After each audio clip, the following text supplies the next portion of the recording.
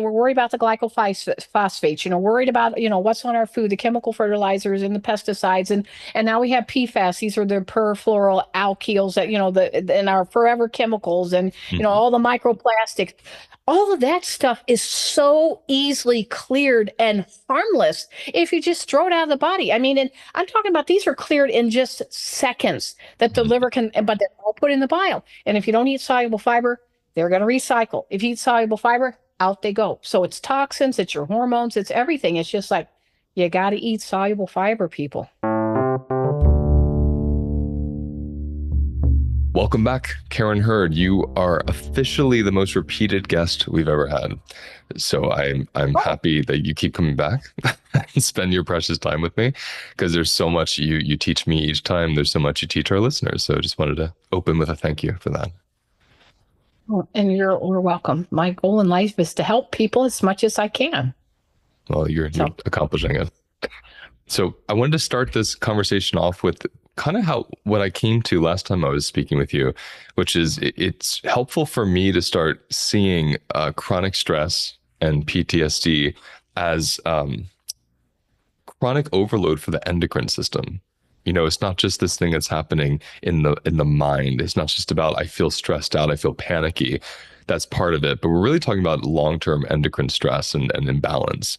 And what I wanted to kind of distill in this conversation with you, first of all, really explaining that through the lens of biochemistry. What does it mean when there's endocrine stress because of excess adrenaline? And then go into some of the systems that start getting impaired, things like digestion, melatonin, sleep, these kind of things. So let's begin on the first piece. Can you give me your terminology, your understanding of how does long-term adrenaline output affect the endocrine system in general?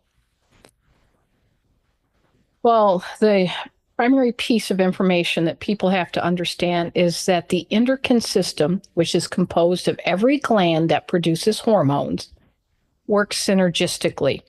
So if you increase the amount of hormones that you're producing from the adrenals, which are your fight and flight hormones, that's that chronic stress. I have to respond to whatever emergency it is. You will also have increased levels of testosterone if you're male. And then actually, you do have it in females too, that will have females make testosterone too. And actually, we make estrogen from testosterone. But you will have increased estrogen in the female, increased progesterone at those few weeks. There's 2 weeks out of a month. Basically, that's a menstrual cycle that a woman produces progesterone, but she doesn't any other time unless she's pregnant. That's different. Um, or you will be producing more melatonin, more insulin. Insulin is a hormone produced by the pancreas. Melatonin is a hormone that helps us to sleep. So everything goes up if your adrenaline is up.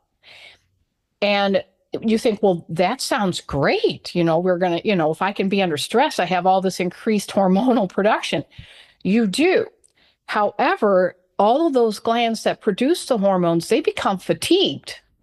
And so there is a time then that they cannot produce, even though you're under the same stress level, or there's an additional straw that breaks the camel's back. There will be a time that those glands are actually glands, they will not be able to produce for you. So then you don't have enough adrenaline. So you're depressed, you're tired, you don't sleep as well as you should because you're not making the melatonin. You don't have the estrogen or progesterone that you need. You don't have the testosterone you need. And then everything, and then there's corticosteroids, which I haven't even touched on. Corticosteroids are another hormone that reduces inflammation in your body. So that just the whole system goes down. And the reason they are connected is that they're controlled by the hypothalamus. The hypothalamus is part of your brain that says, oh, ovaries, you need to produce more estrogen because you need to have a menstrual cycle. We need to become fertile and have children. Or you need to produce more adrenaline because you're under more stress. This is controlled by the brain. And the brain sends a signal to a small gland. It's the master endocrine gland. It's called the pituitary, and it's right at the base of the brain. And we call this the hypothalamus pituitary axis because these two are always speaking to one another. One is the brain. This is the control center. But then the master control endocrine gland is the one that releases hormones, again, yet hormones, that are stimulating hormones to tell each gland, hey, I need more of the antidiuretic hormone, which is a hormone that tells the kidneys about how much to get rid of sodium and salt, and then it controls your blood pressure. I mean, we have hormones. Hormones are controlling every single chemical reaction that happens in the body. They're all triggered by hormones. And so when we understand that the brain is controlling the pituitary, then the pituitary is sending out these stimulating hormones to tell each gland to do something, then it starts to come together. Because when you're under stress, like just you're producing more adrenaline, your brain gets a signal. We need to produce more of the adrenaline for the situation, but the hypothalamus is going to call on all systems all the way across the board to ratchet up their production or ratchet it down. And so it is why women, when they are being under chronic stress, with whatever the stressful event is, they're making adrenaline. Why do they also have terrible PMS? They have cramping, heavy bleeding, they have pain, they have fibroids, they have cysts on the ovaries, they have endometriosis, which is this stringy growth that grows inside the uterus, can actually grow outside the uterus too. And why do they have that? Because that is caused by an increase in estrogen production. Well, why are they having an increase of estrogen production? Well, because they had an increase of adrenaline production. And then they have these horrible long periods with big clotting. And then what's that caused by? That's an increase of progesterone in those last 2 weeks of the menstrual cycle. It's just this cascading effect that will actually ruin every system in your body. And then if you want to have the culminating, it's not even a cherry on, well, we could say it's a cherry on top of the cake because cake is so bad for us. But anyway, the culminating experience is that all of these hormones are very, very small molecules. They are all nuclear receptors. And nuclear receptors are different from all other molecules because all other molecules, to enter into a cell, to cause a chemical reaction to happen, they have to go through a doorway. They have to go through it's a pathway. And it has to be triggered. It can be triggered by calcium. It can be triggered by hormones, but not so. The hormones, everything else is going through this doorway. But a hormone is so tiny, it can diffuse through the cellular membrane. We call it the plasma membrane. It's the cellular wall of each cell. Diffusion means it doesn't have to have a doorway. It doesn't have to knock on the door and be admitted. It can just walk through the wall. It diffuses. It just goes through the cellular membrane. And then what's even worse, because this is where we're getting to the culmination of it, once it's in the cytoplasm of the cell, inside the cell, we have several what we call organelles. There's the mitochondria, there's the reticulum, there's all kinds of little pieces of the cell. And then they all are floating around, if you will, inside a fluid, which is called the cytoplasm. In the cytoplasms, there are transcription factors. And those transcription factors and the hormones that just diffused across the cellular membrane, they find each other and they make a chemical bond. And when they do that, they are then attracted to the nucleus of the cell. And inside the nucleus, and it's protected by another wall called the nuclear envelope.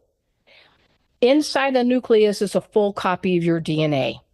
And we have to protect your DNA like crazy. That's why it's got double protection. You got this plasma membrane, the cellular wall, which is protecting it. And then deep inside the cell, there's this secret inner chamber that's protected by the nuclear envelope. And guess what? That hormone is still so tiny, even with the transcription factor attached to it, it will diffuse because there are nuclear pores on the nuclear envelope. There's a pore. You can only go in. You have to knock and ask permission. Can I come in? Because when you get into the DNA, you are at the heart of your very being. And so you have to go in through a nuclear pore, except in the case of hormones. They're so tiny, they just diffuse through the nuclear envelope. And voila, French word for there it is. You are inside the cell membrane, inside the cellular nuclear envelope.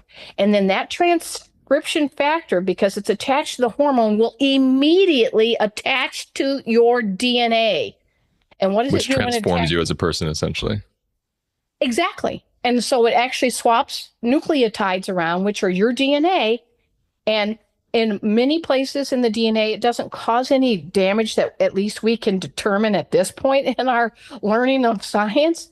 But if it attaches to something vital like a P53 gene, you are staring cancer dead in the face. And that is the cause of cancer. That's the cherry on the top, this horrible consequence of this flooding of hormones. It's like, why now do I have breast cancer? Why do I have uterine cancer? Why now do I have testicular cancer? Why do I have whatever thyroid cancer? Thyroid's a hormone too, which I didn't mention, that goes up. Why am I having, all these issues? It's like, hello, this is the natural consequence of these incredibly powerful triggers to every cellular chemical reaction that happens in our body.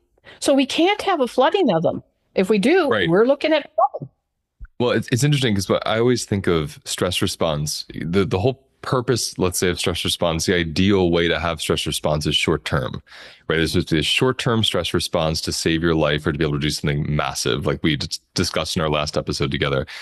And then it ends, the body realizes, I survived, I can rest, I can repair, and then you get this homeostasis again.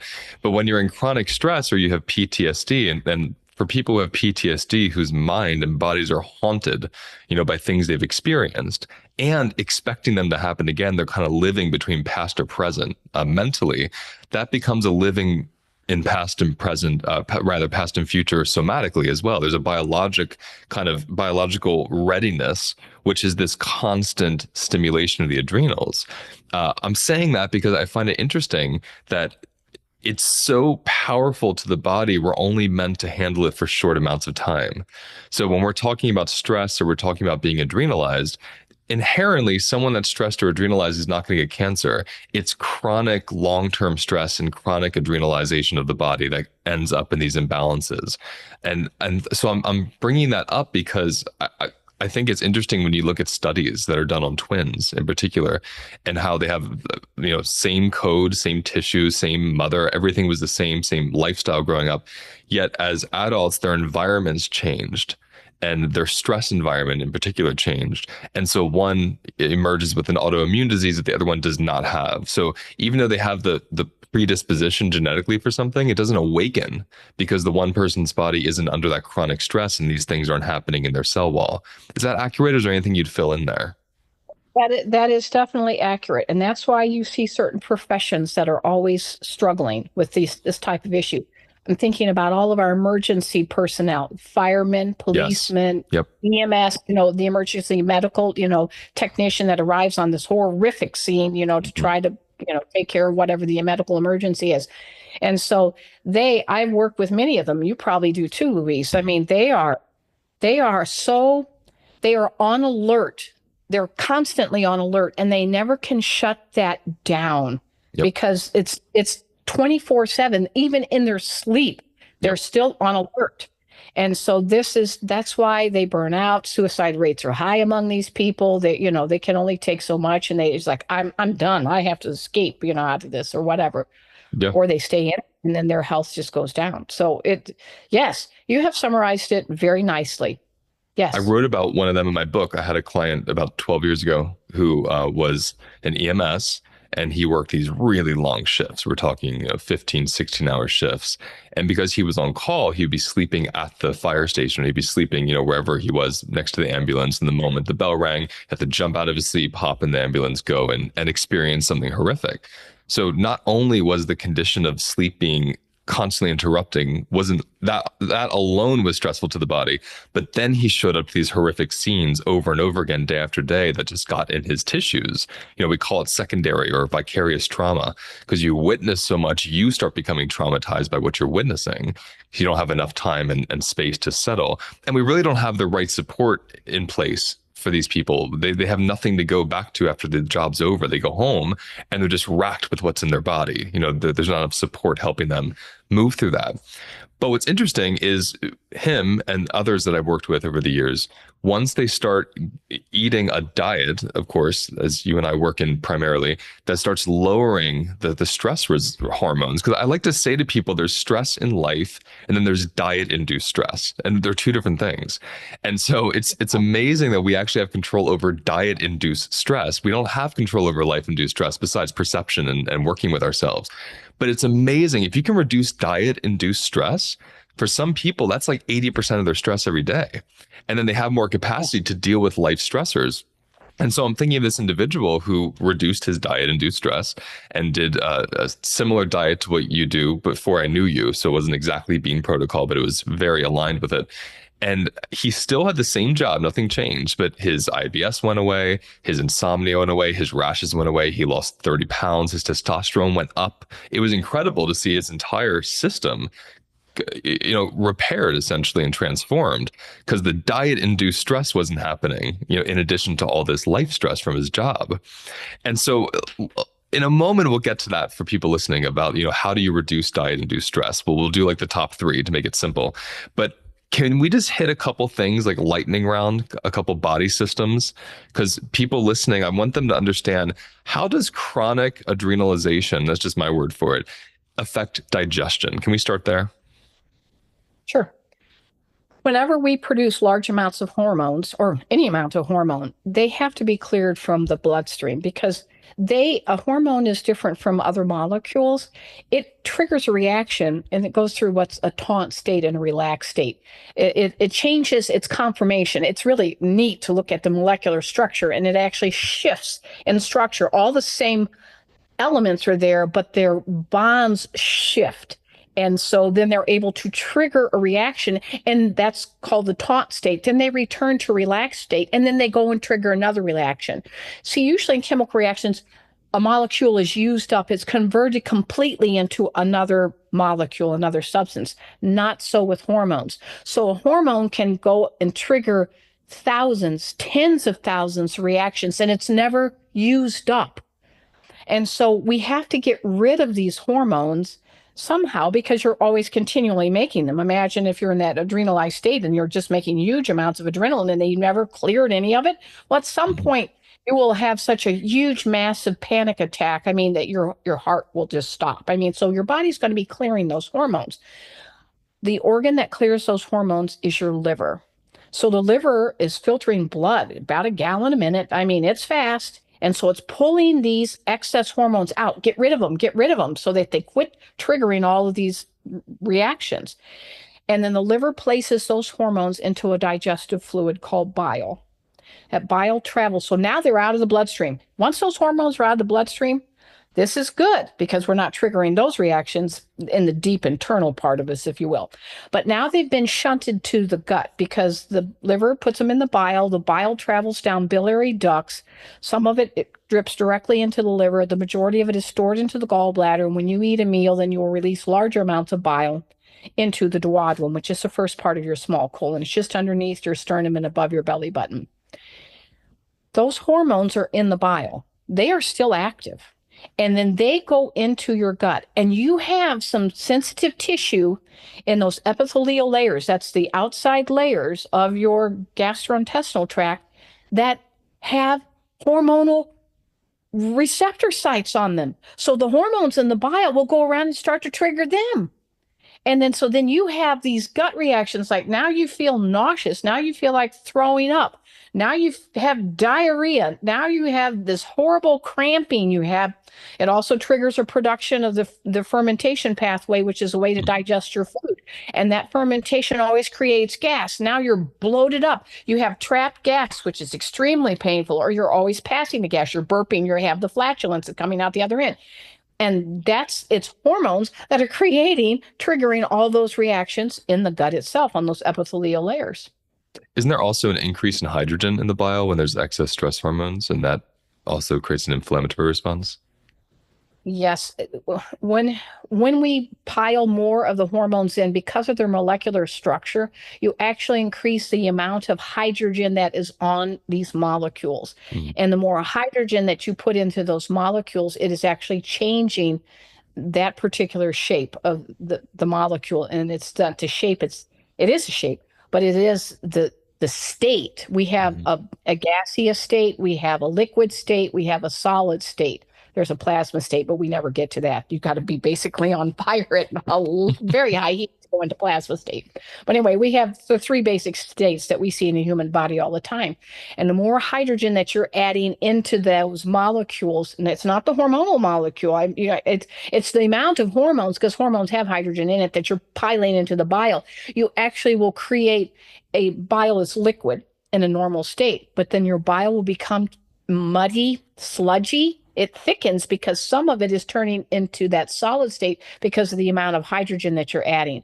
And eventually it will turn into a solid state. That means they roll into gummy little balls.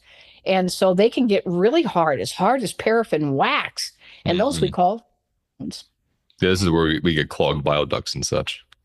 yes, because then they can block, the bile ducts are just tubes, and then they can get caught in the bile duct, in like especially in the mouth of the bile duct. They'll get caught right as they're leaving the gallbladder and trying to go down into the duodenum, and then the bile can't go through. Then you get this, the gallbladder is going through peristalsis, which is a smooth muscle contraction to eject the bile into the duodenum. Well, if there is a stone that has blocked the path and will not move, then you get this back pressure. Imagine, having, trying to push something out, but it won't go Mm, out. And, mm, it's like trying to blow up a balloon, and yep. you're blowing as hard as you can, but it won't blow up anymore. And then everything's backing up into your head and you get this massive headache. Well, this is what happens in the gallbladder, but it's not a headache. It's a huge pain. It'll be underneath your right rib cage, and it wraps all the way around to the back.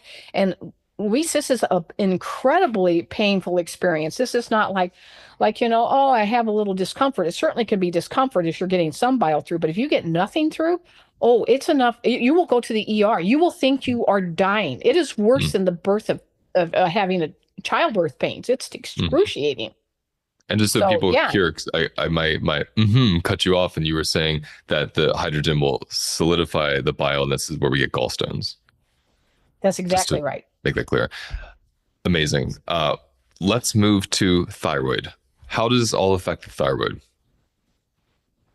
The thyroid is an endocrine gland.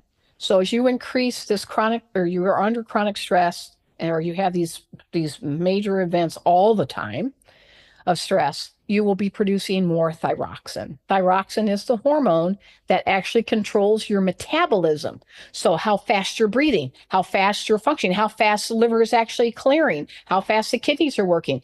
You have to have that hormone to say, we need to move faster. We're in a situation. We have to go fast, fast, fast, fast.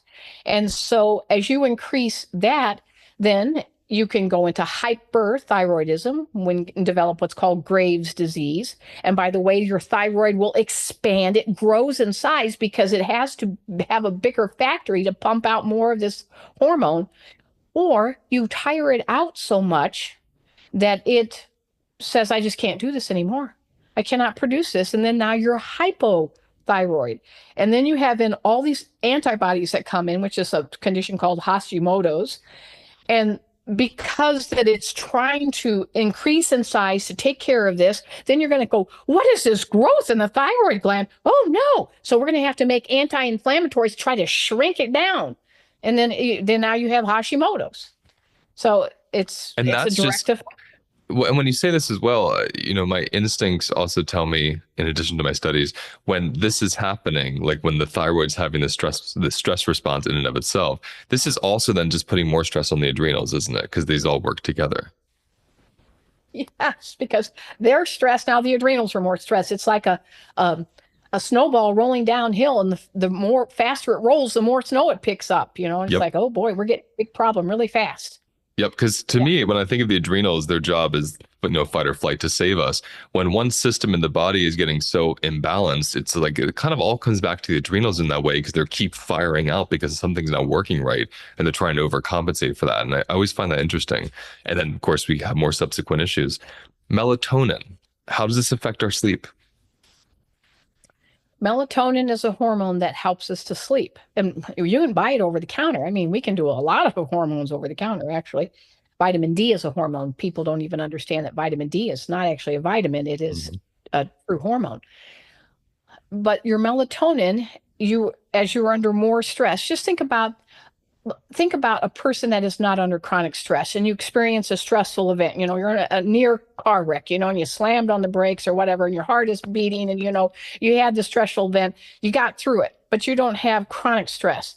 You will sleep like a rock that night. I mean, that was a stressful day. You hit the pillow and you're out.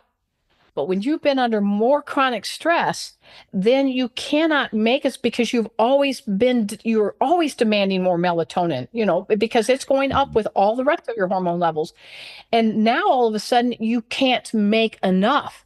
And so you're under stress. And then what makes it worse now is you can't sleep at night. You're lying there and you cannot shut your brain off, because your brain is going zoom, zoom, zoom, thinking about whatever you're thinking about, or reliving your horrible situation, whatever's going on. And you can't fall asleep because you're not making enough melatonin. But then, because you don't fall asleep, you're more adrenalized, aren't you, the next day? And then you're more adrenalized. And what do? We turn to these substances. We'll say, well, then I'll just take melatonin, because you can take melatonin. But then when you take melatonin, you understand that you increase your melatonin level. So you wouldn't just increase your adrenaline level, and you increase your estrogen levels, your testosterone, because they're all working synergistically. I mean, you can't, they're like in ratios, and the ratio all has to be the same at all times. You can't be out of balance on the ratio. They're all coming up together, or they're all coming down together. I remember when I worked in supplements in particular, and I was trained in them, and I worked a lot with them at one point in my life. I would see, well, first of all, I learned that melatonin was invented for short term. It was for people flying into different time zones. That was like the initial reason why it came onto the market. And it made sense. For 2 or 3 days, you would take it and you would get yourself kind of back on track in a way. But then people started taking it as a sleep aid. And then because of what you're saying, how it would up your adrenaline and then mess up the rest of your hormonal balance, people would require more melatonin to have the sleeping effect. So everyone I knew that took it, especially for decades, they went from taking maybe half of a serving to 5 times that, within a course of 10 years, just to make it work. And then their body was immune to it. It wasn't even responding anymore. So I always found that interesting. And I would always help people get off melatonin just by balancing their adrenals again. So that I didn't know the part about stimulating the adrenals. That makes a lot of sense. I think the last thing I would ask is, how does this affect weight gain? How does being chronically adrenalized affect and on both sides of the aisle, gaining weight and not being able to gain weight? What's that about? Yeah, it has everything to do with it. When you're adrenalized, you will also be making more insulin. Insulin is a hormone made by the pancreas. That insulin is released into the bloodstream, and the job of that insulin is to open up these receptors on the cell wall so that the glucose can leave your bloodstream and go into the cell, so then the cell can work faster, because you have the thyroid telling it to work faster. And you have to have some type of fuel. You can't work faster, even if you're getting the hormonal signals to step up production, unless you have some raw materials to produce whatever the cell is supposed to be doing. A muscle cell is supposed to be lifting something, or just name the cell. Every cell has a function. You have to have some type of fuel. The primary fuel in the human body is glucose. And so the glucose goes in through the cell, but it has to have the doorway open. Remember, I said hormones diffuse through the plasma membrane, the cellular wall. Sugar does not. Blood glucose is a sugar. It's a very large molecule. And it has to knock on the door and say, hey, may I be admitted? I need to get inside the cell. And the one who opens the door and gives the permission for that molecule of glucose to enter the cell is insulin. It is always insulin. Insulin is the permission giver, and it triggers the receptor site to allow the glucose to enter the cytoplasm. And once it's there, it immediately goes to the mitochondria, which is the fuel burning factory, where it is burned as a fuel, and the mitochondria has the energy. Then we are producing energy to do the job of that cell. Okay. Now come in too much insulin. Pause one moment. We have more insulin when we have more adrenaline because of the glucose being released from the liver. What's the connection between adrenaline and insulin?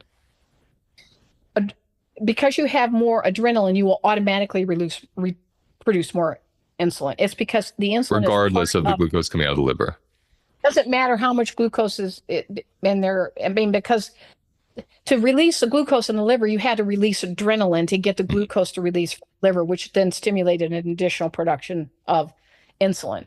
Got it. Good to know. So now, so say we have all of this flooding of your cells of glucose. Well, there's a point where there is more glucose than there you have need to get into the cell.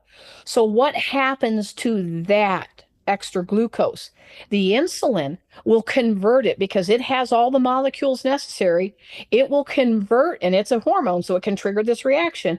It will convert that excess glucose into what is known as a triacylglycerol.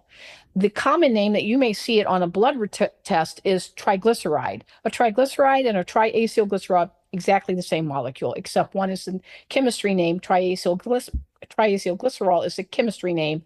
Triglyceride is the medical name for the same molecule. So now we've created a triglyceride, and this triglyceride has to go somewhere. It can stay in the bloodstream, and then you'll see elevated triglyceride levels, which, by the way, they make your LDL. Your LDL is your low density lipoprotein, which is your bad cholesterol, because LDL is just a huge clump of triglycerides covered by an apolipoprotein shell. So if you want an LDL molecule, you're going to have lots of insulin converting these glucose molecules into the triglycerides. But not only do they make LDL, they will be shuttled into an adipose tissue. An adipose tissue is just a holding cell for fat, because a triglyceride is a fat. The insulin is converting that glucose into a fat molecule, which then is stored in fat tissue. And the fat tissue we call it adipose tissue. People just call it fat cell. We call it a fat cell. That's fine too. And it is stored there. And then you get more and more stored there, and you have lots of adipose tissue. Then you start to get bigger and bigger. And you know what how the overweight people struggle with this excess fat tissue. And But this what is why people if you're highly adrenalized and then there's these dominating levels of insulin, you're in a fat storage state. It's like as you're eating, your food is being stored into fat. You can't really release when the insulin's that high. That's exactly right. That's exactly right. And then it's even complicated more, because when you open up a fat cell and you shove in a triglyceride, another fat molecule, into this fat storage cell, every time you do that, you release an adipokine. An adipokine it's not a true hormone. It's actually like an enzyme. But what it does is that it will trigger inflammation. It causes inflammation. And so now you hurt. Yeah. It's just like I got an aching, calf muscles. I got aching shoulder muscles. I ache all over. My knees hurt, my shoulders hurt, everything hurts. It's just like, oh boy. Well, I have a question. So This is why thin people can have a lot of inflammation, because they have visceral fat that are not necessarily seeing as subcutaneous fat, but is still having this hormonal inflammatory response, right? yes, when people say, look how skinny they are, if an autopsy was done on them and you removed your organs, you would see there's fat. Fat There's fat everywhere. around.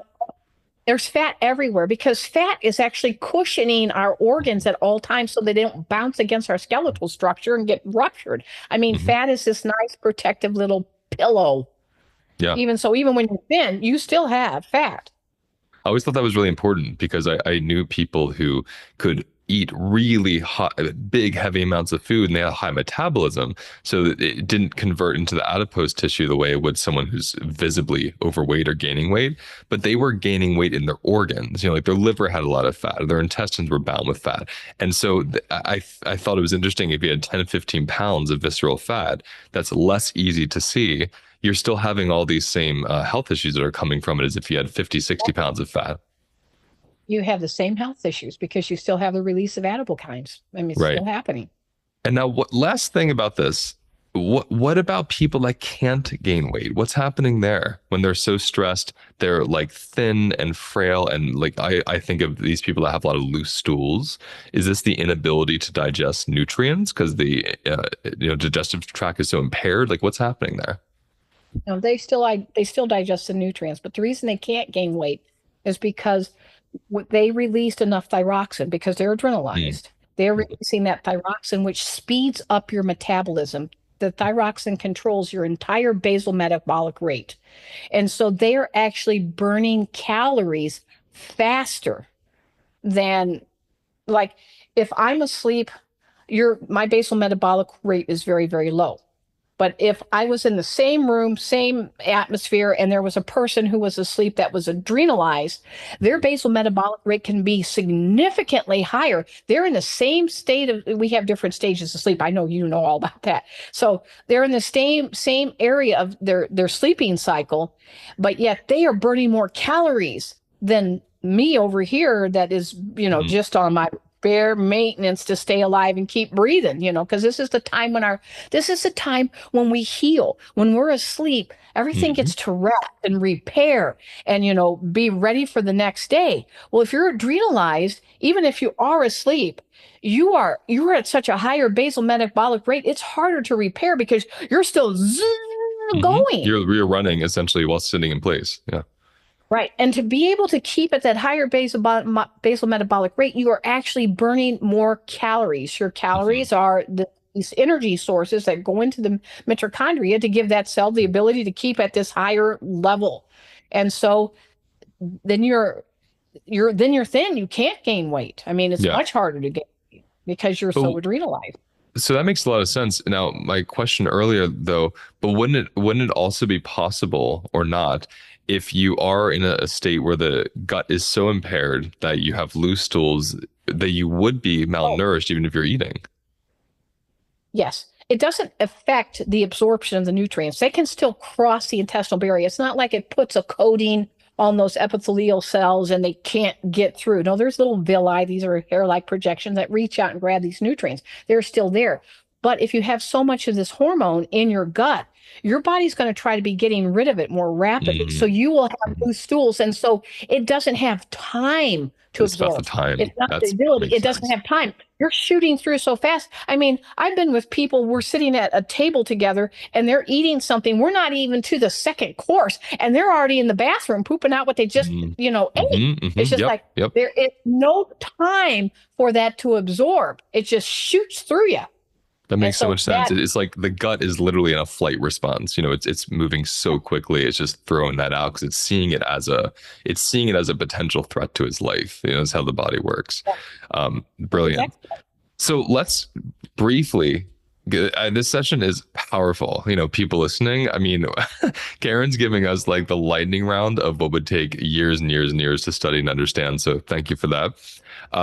I think as an overview, before we get into what can you do about this, I'm hoping people are starting to see, if you have a visual of just how the word you said earlier, synergistic, meaning these glands all work together. They all relate to each other. It's like a family living in a house together. And if one person is screaming and breaking things and yelling, it emotionally affects other people in that household. So this system, this endocrine system in the body, they're deeply dependent on each other and they're affected by one another. And when the body is chronically adrenalized, whether it's from real-time current stress or from past experiences that have traumatized the body or the mind, you're going to have a chronic imbalance of these glands that are all hormone-creating glands, which again means chronic stress and PTSD is a hormonal imbalancing issue that we're with. We're really with a excess hormone condition that's causing hormone imbalance, which is, like you said, affecting the whole body because your body runs on hormones. The hormones kind of tell the body what to do. So I think it's an interesting kind of overview for people to understand how easy it is for these to get thrown out of whack when there's chronic adrenaline being stimulated or released. What would you say, top 3 things that anyone listening can start doing that's simple? The simplest top 3 things that you've seen over the years that really start to help the adrenals not work so hard so these other glands can come into balance. 2 of them are don'ts. 1 of them is a do. Don't eat sugar because that adrenalizes you. And everybody knows what sugar is. I mean, you know it's candy and cookies and everybody knows what that is. 2, don't consume caffeinated foods or beverages. That's your coffees, your teas, your chocolate. And I mean, there's so many energy drinks out there. I mean, I'm just appalled at the number of energy drinks out there, and they're loaded with caffeine. So those are the two don'ts. And the do is you must eat soluble fiber. Those are your beans. And you need to eat them at every meal. And if you are severely adrenalized, just take them with you and then just eat a spoonful every time you think about it, because it's the frequency of eating those beans you carry out those hormones. Because I know we haven't talked on this segment, but we have in others. We recycle the hormones and they just keep going back into the bloodstream. And at some point, we have really got to throw them out of the body. And it's the soluble fiber that throws them out of the body. And then the don'ts, the sugar and the caffeine, are the two topmost offenders as far as creating huge productions. They stimulate the production, and you're already overstimulated. Why would you stimulate it more? Just get rid of those things. That's the diet-induced stress right there. So I just want to say, because earlier when you were talking about the digestion, you were talking about the bile and all these hormones and metabolites of the hormones going into this bile and then going through the gut, and that alone impairing the gut, but then breaking down into secondary bile acids going back into the bloodstream, going all over the body, including the brain, and wrecking so many parts of us. When you're saying that, I kept hearing, I've heard you say in past interviews, soluble fiber is a magnet. It magnetizes that bile to it. And so all that bile that would become secondary bile acids and go back into the blood, a lot of that is then flushed out when you have a bowel movement, including the metabolites. And something we didn't talk about here, which I think is like an added bonus, toxins, because so many toxins, like pesticides, chemical fragrances, so many toxins bind to the fat in the bile. So that's also being driven out with the soluble fiber. So you're getting kind of like an incredible all-in-one detoxification for relatively low cost, right? Yes. That is exactly it, Luis. I mean, it is, you're getting rid of all of this stuff that, we're worried about, the glycophosphates, worried about, what's on our food, the chemical fertilizers and the pesticides. And now we have PFAS. These are the perfluoral alkyls that, and our forever chemicals and, all the microplastics. All of that stuff is so easily cleared and harmless if you just throw it out of the body. I mean, and I'm talking about, these are cleared in just seconds that the liver can, but they're all put in the bile. And if you don't eat soluble fiber, they're going to recycle. If you eat soluble fiber, out they go. So it's toxins, it's your hormones, it's everything. It's just like, you got to eat soluble fiber, people. Yes, Beans. Everybody listening, go to episode 8 of this podcast, because we have an entire podcast episode, 5 years ago when we first met, where we talk about this, and it's deep and it's beautiful and it gives you lots of ideas. But Karen has, her website is filled with resources and on-demand classes. You could go right now to karenhurdcom. Is karenhurdcom still correct? Yes. Yes, yeah, you can go to karenhurdcom and click right there. I think it says e-courses, and there's a list of all of them. The one that I loved is called the Foundational. What do you call it? What's the title of the Foundational course? Well. Living Well. The Living Well course, I highly recommend, because you really outline the whole purpose of the soluble fiber and how it relates to the body, and essentially diet in general to balance the whole system. But it's brilliant to me as we start to close. I'm always amazed by the most powerful interventions are usually the most simple, accessible ones. There isn't like a big bean company out there. Beans are so accessible and cheap, and you can go to a corner store with food stamps and buy a can of baked beans and rinse them off at home, and there you have your soluble fiber. It's really so accessible and affordable. I think it's incredible and important knowledge for everyone to understand. Yes, it is. We make big, complicated messes out of things that are so simple. Yeah, absolutely. Thank you. Thank you as always. Each thing we talked about today in my mind was, okay, I see a new future podcast to go into more, but this was a great overview for people listening to really understand how adrenaline affects the endocrine system and then so many other parts of our health and bodies. So thank you as always, my friend. I really appreciate it. Thank you for watching today's episode. Please like and subscribe if you found it useful, and let me know in the comments what you want me to cover next.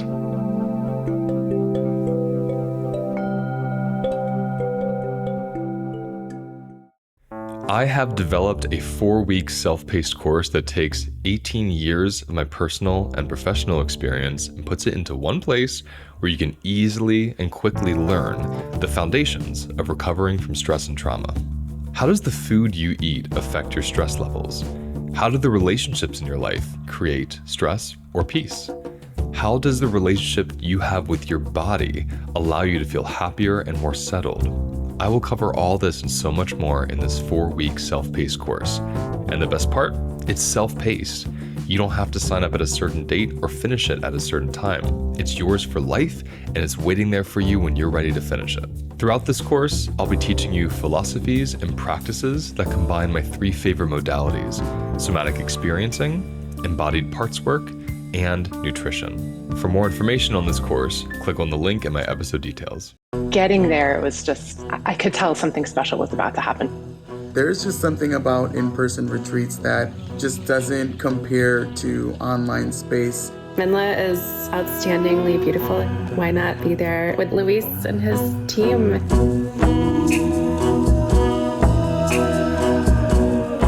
My body knew that something intense was going to happen in the most beautiful way. It was all about getting what each and every one of us needed and what the community needed.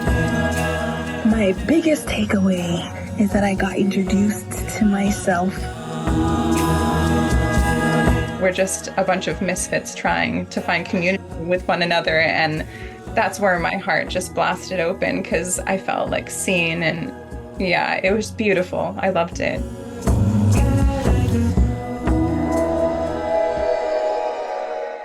Oh, and I forgot to mention something very important. I'm offering a $700 discount for anyone who registers before April 15th because this is our last US-based HLN team retreat until 2027. In 2026, we'll be doing this in Europe. So if you want to get in this year in upstate New York, in America, please visit holisticlifenavigation.com, click on events, find the retreat, and when you go to the registration page, make sure you type in the discount code HLN700. And as long as it's before April 15th, you get $700 off your entire purchase. So check the calendar right now, and if it's before April 15th, go register, enjoy the discount, and I cannot wait to see you there.